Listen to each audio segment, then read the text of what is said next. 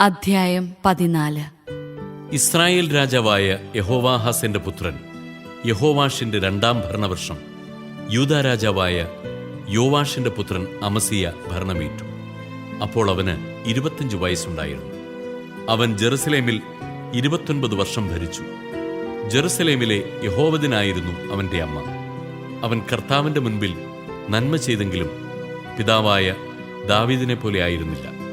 അവൻ പിതാവായ യോവാഷിന്റെ പ്രവൃത്തികൾ പിന്തുടർന്നു, പൂജാഗിരികൾ നശിപ്പിച്ചില്ല. ജനം അവയിൽ ബലികളും ധൂപാർച്ചനയും തുടർന്നു. രാജാധികാരം ഉറച്ചയുടനെ അവൻ തന്റെ പിതാവിനെ നിഗ്രഹിച്ച ഭൃത്യന്മാരെ വധിച്ചു. എന്നാൽ അവൻ ആ ഘാതകരുടെ മക്കളെ കൊന്നില്ല. മോശയുടെ നിയമഗ്രന്ഥത്തിൽ എഴുതിയിരുന്നതനുസരിച്ചാണ് ഇത്. അതിൽ കർത്താവ് അരുളി ചെയ്തിരിക്കുന്നു: മക്കളുടെ തെറ്റിന് പിതാക്കന്മാരോ, പിതാക്കന്മാരുടെ തെറ്റിന് മക്കളോ വധിക്കപ്പെടരുത്. വധിക്കപ്പെടുന്നത് ഓരോരുത്തരുടെയും പാപത്തിന് ശിക്ഷയായിട്ടായിരിക്കണം. അവൻ 10,000 ഏദോമ്യരെ ഉപ്പ് താഴ്വരയിൽ വെച്ച് കൊല്ലുകയും മിന്നലാക്രമണത്തിലൂടെ സേല പിടിച്ചടക്കുകയും ചെയ്തു. അത് ഇന്നും യോക്തേൽ എന്നറിയപ്പെടുന്നു. അനന്തരം അമസിയ യേഹൂവിന്റെ പൗത്രനും യഹോവാസിന്റെ പുത്രനും ഇസ്രായേൽ രാജാവുമായ യഹോവാഷിനെ കൂടിക്കാഴ്ചയ്ക്ക് ദൂതന്മാരെ അയച്ച് ക്ഷണിച്ചു. ഇസ്രായേൽ രാജാവായ യഹോവാഷ് യൂദാ രാജാവായ അമസിയായിക്ക് ഈ സന്ദേശം അയച്ചു: ലബനോനിലെ ഒരു മുൾച്ചെടി ലബനോനിലെ കാരകിലിനോട് ഇങ്ങനെ പറഞ്ഞയച്ചു: നിന്റെ പുത്രിയെ എൻ്റെ പുത്രന് ഭാര്യയായി നൽകുക. ലബനോനിലെ ഒരു വന്യമൃഗം ആ വഴി വന്ന് മുൾച്ചെടിയെ ചവിട്ടി തേച്ചു കളഞ്ഞു. നീ ഏദോമിനെ തകർത്തു, അതിൽ നീ അഹങ്കരിക്കുന്നു. കിട്ടിയ പ്രശസ്തിയും കൊണ്ട് അടങ്ങിക്കഴിയുക. നിനക്കും യൂദായ്ക്കും എന്തിനു നാശം വിളിച്ചു വരുത്തുന്നു? എന്നാൽ അമസിയ കൂട്ടാക്കിയില്ല. അതിനാൽ ഇസ്രായേൽ രാജാവായ യഹോവാഷ് യുദ്ധത്തിന് പുറപ്പെട്ടു. യൂദായിലെ ബത്ത്ശെമെഷിൽ വെച്ച് അവർ ഏറ്റുമുട്ടി. യൂദാ തോറ്റോടി. ഇസ്രായേൽ രാജാവായ യഹോവാഷ് ബത്ത്ശെമെഷിൽ വെച്ച് അഹസിയായുടെ പൗത്രനും യോവാഷിന്റെ പുത്രനും യൂദാ രാജാവുമായ അമസിയായെ ബന്ധിച്ച് ജെറുസലേമിൽ കൊണ്ടുവന്നു. ജെറുസലേം മതിൽ എഫ്രായിം കവാടം മുതൽ കോൺ കവാടം വരെ 400 മുഴം ഇടിച്ചു തകർത്തു. അവൻ ദേവാലയത്തിലെയും രാജഭണ്ഡാരത്തിലെയും സ്വർണവും വെള്ളിയും പാത്രങ്ങളും കൊള്ളയടിച്ചു. തടവുകാരെയും സമരിയായിലേക്ക് കൊണ്ടുപോയി.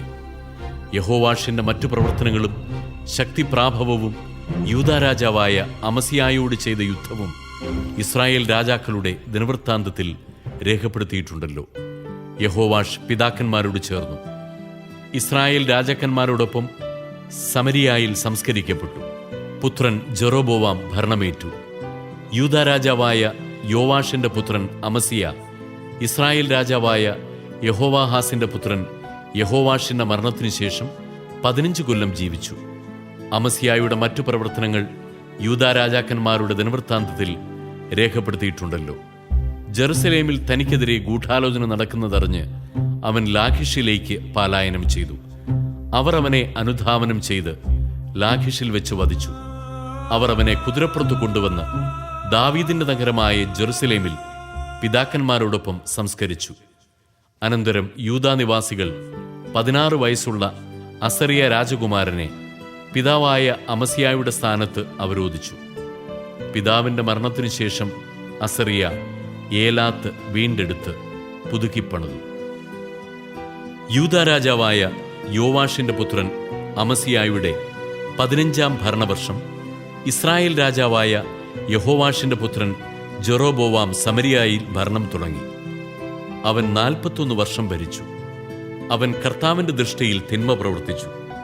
നബാത്തിന്റെ പുത്രനായ ജെറോബോവാം ഇസ്രായേലിനെ കൊണ്ട് ചെയ്യിച്ച പാപങ്ങളിൽ നിന്ന് അവൻ പിന്തിരിഞ്ഞില്ല.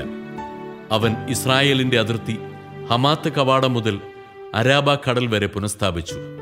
ഇത് അമിത്തായിയുടെ പുത്രനും ഗദ്ഗേഫറിൽ നിന്നുള്ള പ്രവാചകനും കർത്താവിന്റെ ദാസനുമായ യോനാ വഴി ഇസ്രായേലിന്റെ ദൈവമായ കർത്താവ് അരുളി ചെയ്തത് അനുസരിച്ചാകുന്നു.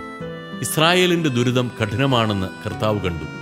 സ്വതന്ത്രനോ അടിമയോ ആയി ആരും അവശേഷിച്ചില്ല. ഇസ്രായേലിനെ സഹായിക്കാൻ ആരുമില്ലായിരുന്നു. ഇസ്രായേലിന്റെ നാമം ഭൂമിയിൽ നിന്ന് തുടച്ചു മാറ്റുമെന്ന് കർത്താവ് പറഞ്ഞിരുന്നില്ല. അതിനാൽ അവിടുന്ന് യഹോവാഷിന്റെ പുത്രനായ ജെറോബോവാമിന്റെ കരങ്ങളാൽ ഇസ്രായേലിനെ രക്ഷിച്ചു. ജെറോബോവാമിന്റെ മറ്റു പ്രവർത്തനങ്ങളും ശക്തിപ്രാഭവവും യുദ്ധങ്ങളും ദമാസ്കസിനെയും ഹമാത്തിനെയും യൂദായുടെ അധീനതയിൽ നിന്ന് വീണ്ടെടുത്ത് ഇസ്രായേലിനോട് ചേർത്തതും ഇസ്രായേൽ രാജാക്കന്മാരുടെ ദിനവൃത്താന്തത്തിൽ രേഖപ്പെടുത്തിയിട്ടുണ്ടല്ലോ. ജെറോബോവാം ഇസ്രായേൽ രാജാക്കന്മാരായ തൻ്റെ പിതാക്കന്മാരോട് ചേർന്നു. പുത്രൻ സഖറിയ ഭരണമേറ്റു.